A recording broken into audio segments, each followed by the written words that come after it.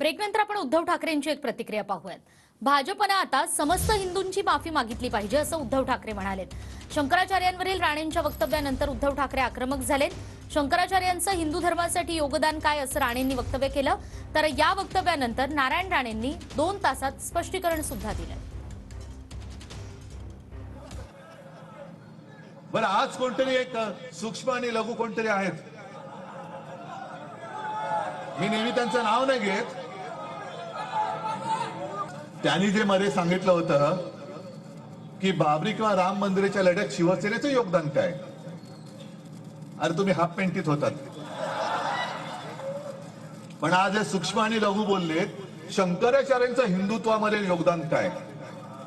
लाज नाही वाटत?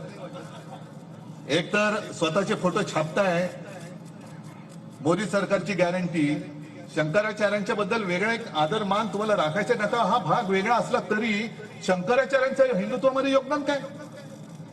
आणि तुमच्याकडे आम्ही हिंदुत्वासाठी युती करू।